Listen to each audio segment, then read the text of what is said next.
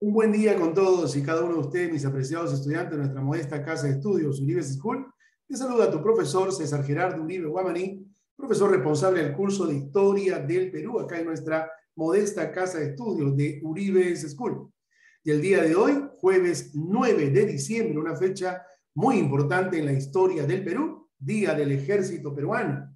Un día como hoy, en las Pampas de Ayacucho, 9 de diciembre de 1824, aconteció el denominado la Batalla de Ayacucho. Con un día como hoy se sella la independencia del Perú y de toda América meridional. Bien, vamos a empezar entonces el día de hoy. Esta clase va dirigida a los estudiantes del quinto año de secundaria, sección B. Tu profesor César Gerardo Uribe Guamaní. Bien, el día de hoy vamos a hablar un nuevo capítulo en la historia del Perú. Hoy hablaremos desde 1985 hasta el año 2000. Hoy tocaremos los gobiernos de Alan García Pérez en su primer periodo de gobierno, de 1985 a 1990, y luego de Alberto Fujimori, desde 1990 hasta su retiro del Perú, año 2000. Bien, antes de 1985, acuérdense ustedes que gobierna nada más y nada menos por segunda vez el arquitecto Fernando Belaúnde Terry, representando al partido político de Acción Popular, al lado de su hermosa y bella dama Violeta Correa.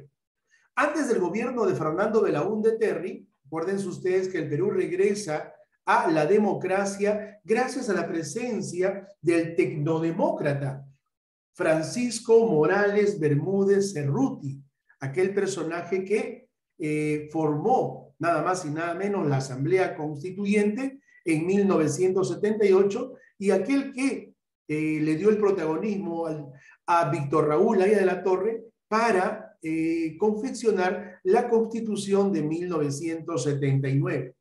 Acuérdense ustedes que Francisco Morales Bermúdez Cerruti gobierna desde 1975 hasta 1980. Antes de Francisco Morales Bermúdez, acuérdense también, mis apreciados estudiantes, que gobernó en el Perú el general Juan Velasco Alvarado, a través del golpe de Estado que le dio al primer gobierno de Fernando Belaúnde Terry, 3 de octubre de 1968. Y así llegamos al año 1985, después de una crisis política, después de una crisis económica. El Perú y toda la población en su conjunto en el año 1985 se esperanzó nada más y nada menos en el candidato más joven de la historia. Estamos hablando de Alan Gabriel García Pérez. Sí, señores, Alan Gabriel García Pérez fue uno de los más grandes discípulos del maestro Víctor Raúl Haya de la Torre. Tanto así que en 1978 fue convocado por el mismo Haya de la Torre para formar parte, nada más y nada menos, de la plancha que constituiría la Asamblea Constituyente de aquel tiempo. Sí, señor. En el año 1980 se convierte en diputado, miren ustedes, representando al partido aprista. Víctor Raúl Haya de la Torre tuvo vamos a llamar así, un gran concepto y una gran fe a Alan García Pérez. Acuérdense que este personaje, Alan García, logró lo que el viejo líder y fundador del APRA no había logrado, alcanzar la presidencia del Perú. Alan Gabriel García Pérez, en 1985, junto con Armando Villanueva del Campo, logran acceder nada más y nada menos a la Secretaría General de la Alianza Popular Revolucionaria Americana y así inscribir su candidatura en 1985 para presentarse a las elecciones de aquel año. Sí, señor, 1985, mis apreciados estudiantes de esta maravillosa y extraordinaria promoción del quinto año de secundaria sección B. Se presenta Alan García Pérez representando al partido aprista y representando a la Izquierda Unida se presentaría nada más y nada menos Alfonso Barrantes Lingán. Miren ustedes, alcalde de Lima y protagonista principal de la creación del famoso vaso de leche. Los dos se presentaron, señores. Lamentablemente, ni uno de los dos pudo superar la valla establecida por la Constitución de 1979.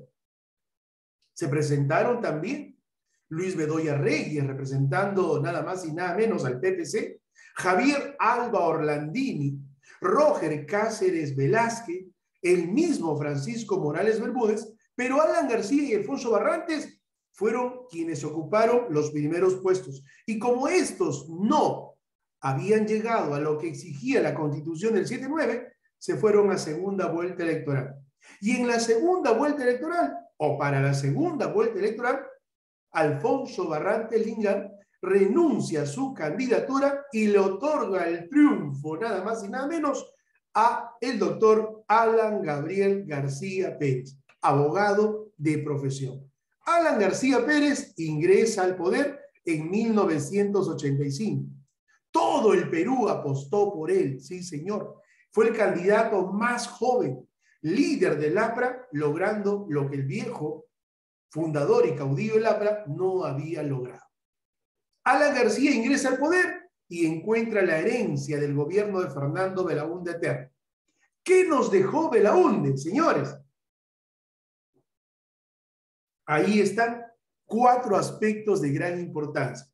Una crisis económica representada por la inflación, devaluación y el déficit.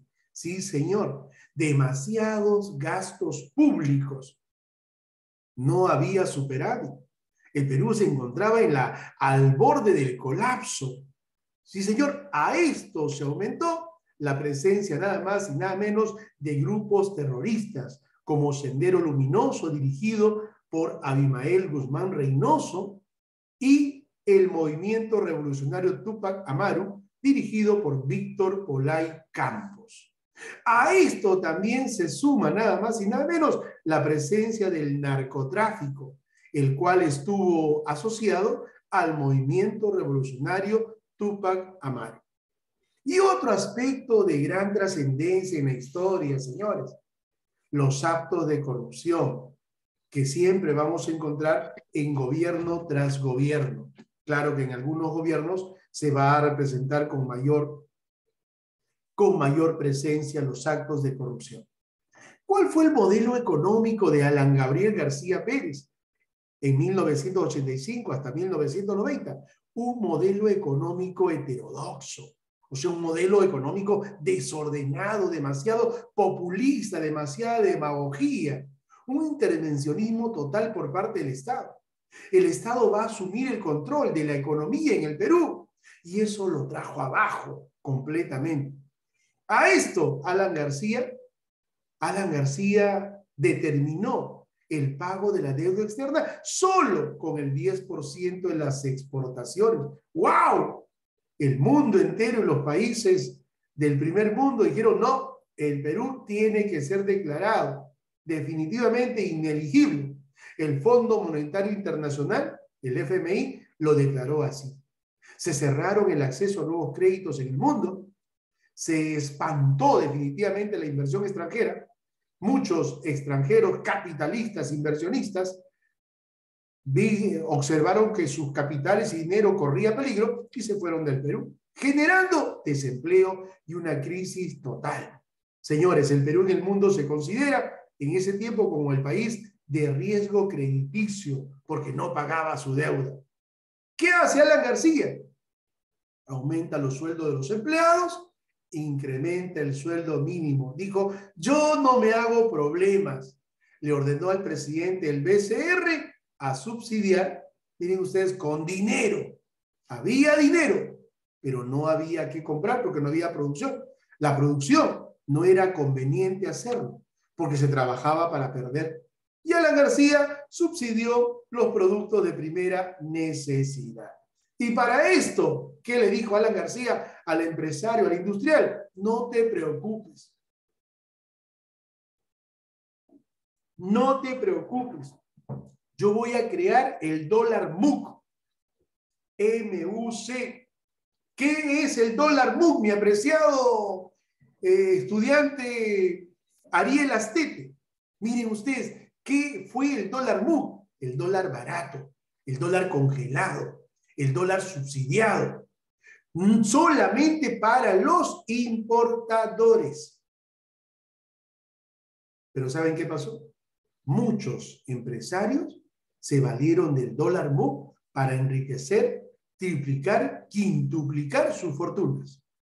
Compraban el dólar, miren, hoy 8 y 10 de la mañana, y a las 10 de la mañana lo vendían en el mercado libre a precio real.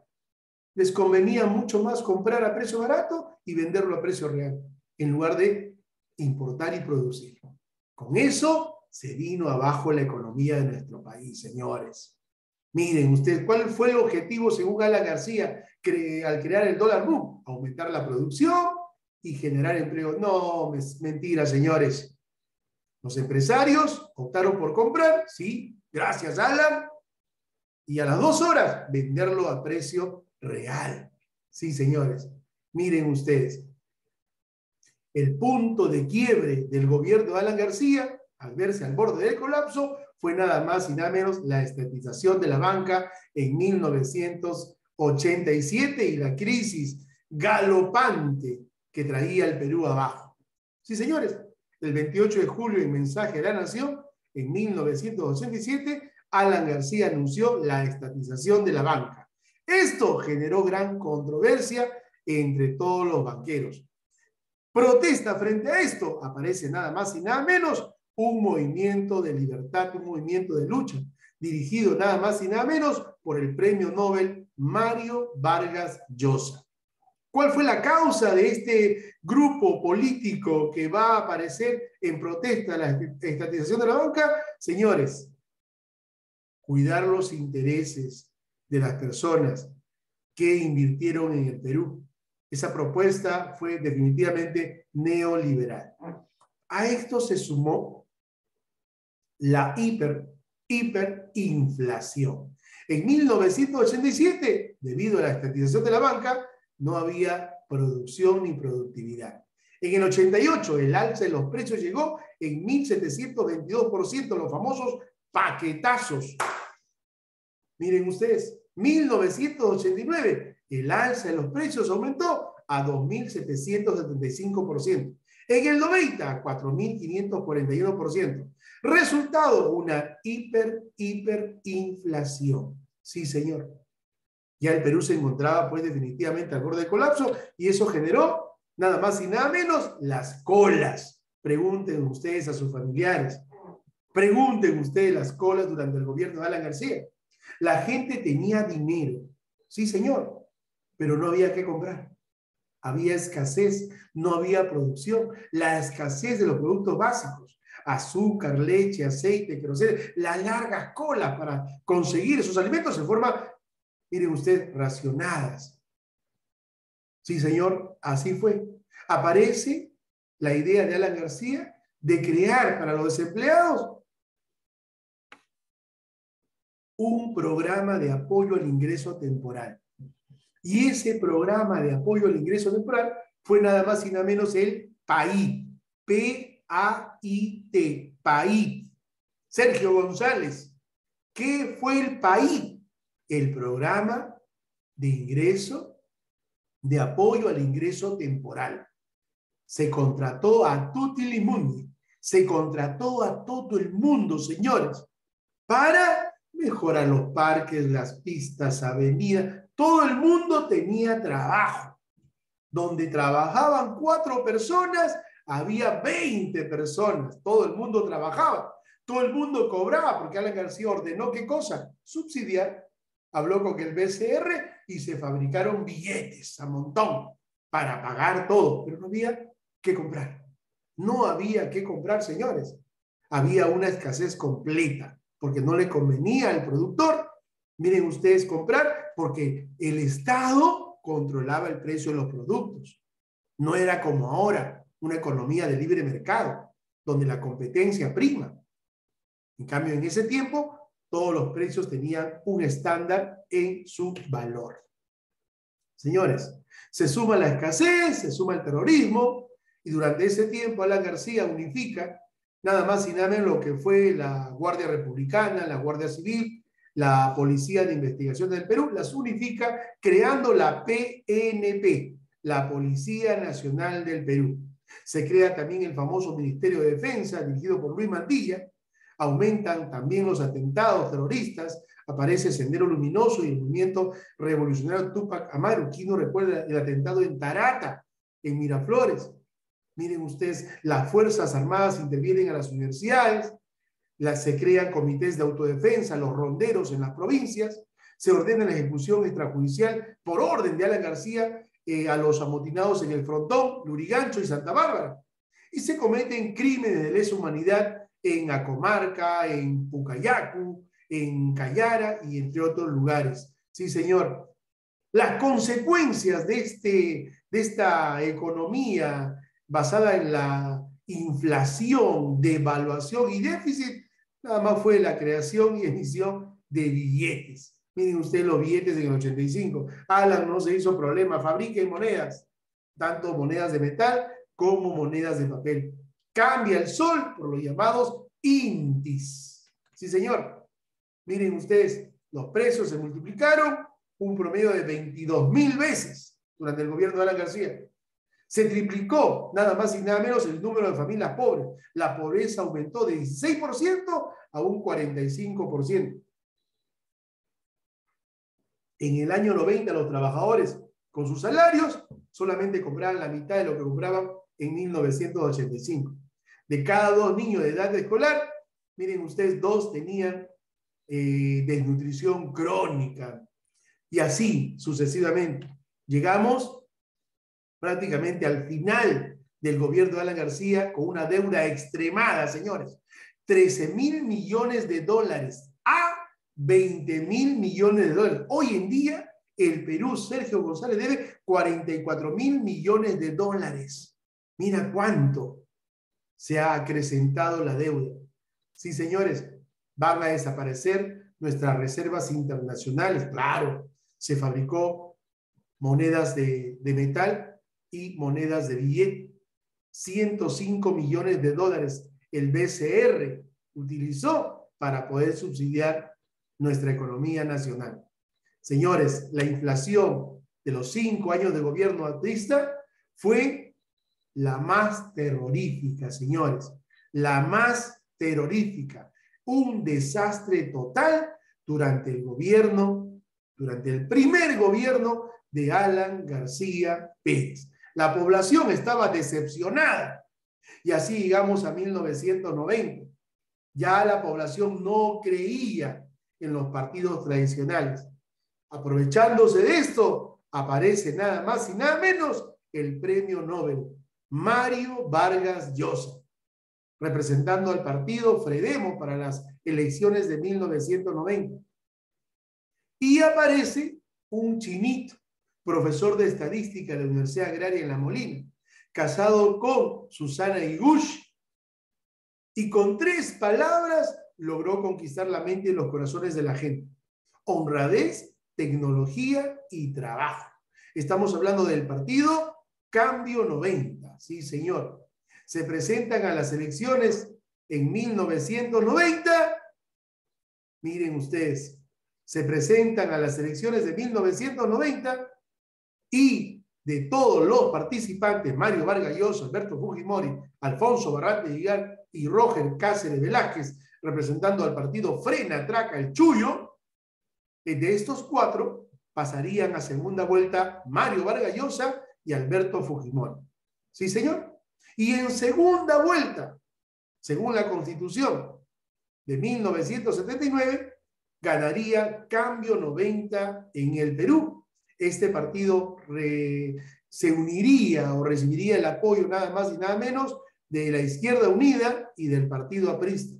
Y es así como Alberto Fujimori ingresaría a gobernar nuestro Perú en 1990.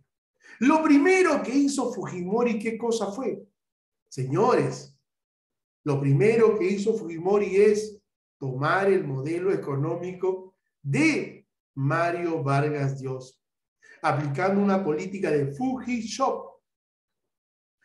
¿Sabe por qué razón perdió Mario Vargas Llosa en 1990? Porque fue muy sincero. Yo acabaré con la inflación, dijo Mario Vargas Llosa. ¿Qué quiero decir? Este tarro de leche que cuesta, ejemplo, 1 sol, en mi gobierno costará 4 soles. La gente dijo, ¡wow! Se asustó, no puede ser. Y le tocó a Alberto Fujimori. Y dijo, este tarro de leche que cuesta 1 sol, en mi gobierno costará 1 sol 50. ¡Eh, bravo! Y la gente apostó por Alberto Fujimori. Lo dijo el mismo Mario Vargas Llosa. Señores, es así, de esta manera, que ingresa al poder Alberto Fujimori. Y cuando ingresó al poder, tomó nada más y nada menos el mismo programa. El mismo programa lo aplicó de Mario Vargas Llosa en el Perú. Sí, señor.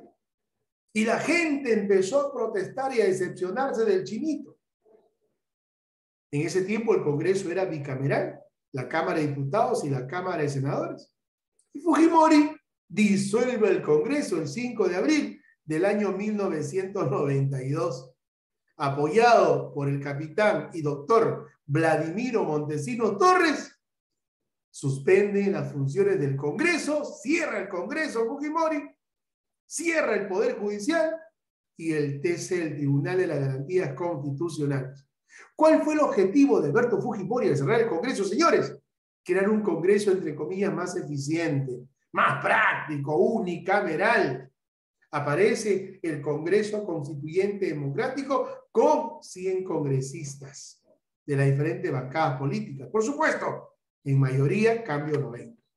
Durante ese tiempo, 1992, era presidente del Congreso el doctor Carlos Torres y Torres Largo.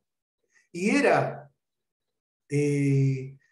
vamos a llamar así, presidente del CCD, el ingeniero Jaime Yoshiyama Tanaka. Sí, señores. Y ese fue el objetivo, crear un Congreso más eficiente, moralizador en el Poder Judicial, reformar el TC. ¿Qué habrá pasado? Ya lo sabemos. Ese famoso autogolpe del 5 de abril de 1992. ¿Por qué lo hizo? ¿Sabes por qué lo hizo mi apreciado Sergio González? Para crear una nueva constitución. ¿Y por qué Fujimori quería crear una nueva constitución? Porque la constitución del 79 era una piedra en el zapato de Fujimori. Fujimori entró al poder para gobernar un largo tiempo y tenía una piedra en el zapato que no le permitía gobernar un largo tiempo. ¿Cuál fue? La Constitución de 1979, aquella que decía que un gobernante no puede continuar en el gobierno 2 veces. La Constitución del 93 permitía que un presidente pueda reelegirse cuantas veces quisiera. Por esa razón, Alberto Fujimori cambió la Constitución de 1979 y creó la Constitución de 1993. ¿Sí, señor? Bueno, la población dijo, bueno, está bien el chinito. Y el chinito se ganó los aplausos. La población estaba ilusionada con el gobierno de emergencia y reconstrucción nacional por parte de Alberto Fujimori. Fujimori luchó, es cierto, contra el terrorismo. Luchó contra el Sendero Luminoso, contra el MRTA, y logró grandes resultados, señor. Grandes resultados. Fue tomado prisionero, nada más y nada menos, Abimael Guzmán Reynoso durante su gobierno. Miren ustedes, el 12 de septiembre de 1992, la Policía Nacional, el GEIN y la DINCOTE capturan a Abimael Guzmán Reynoso, líder y fundador de Sendero Luminoso. Este operativo estuvo dirigido por el general Quetín Vidal Herrera, y con esto se desarticuló la presencia de Sendero Luminoso en nuestro Perú. Ya ustedes saben cuál fue la consecuencia, el resultado que tuvo, pues, la prisión de Abimael Guzmán Reynoso. Sí, señores, se publican muchas denuncias sobre el gobierno de Fujimori por los crímenes acontecidos por un comando paramilitar, el famoso comando Grupo Colina. Se dan el asesinato en Barrios Altos, el asesinato de los estudiantes de la Cantuta, miren ustedes, y así, ¿no?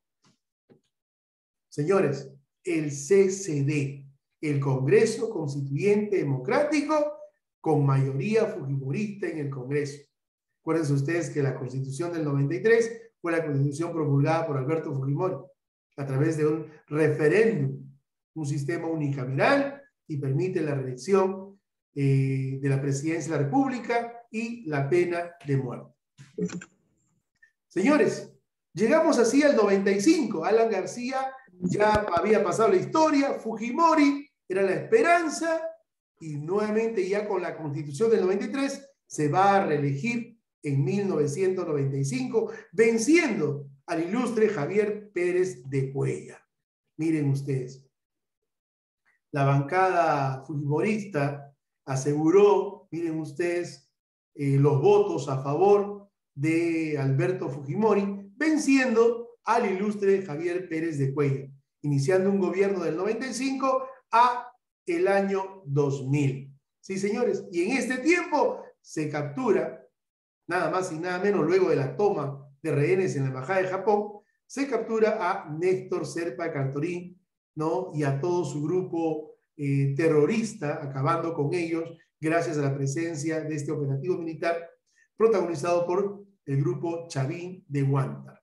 Y así, en 1998, durante el segundo gobierno de Fujimori, asume el poder el alcalde de Lima, nada más y nada menos, Alberto Andrade Carmona, aquel que pasa la historia por haber cambiado el nombre de la Plaza de Armas. Antes se llamaba Plaza de Armas, Plaza Mayor. Él bautiza esto con el nombre de Plaza Mayor de la Cultura Iberoamericana. Señores, en el segundo gobierno de Fujimori vamos a notar la presencia nada más y nada menos del control de los medios de comunicación.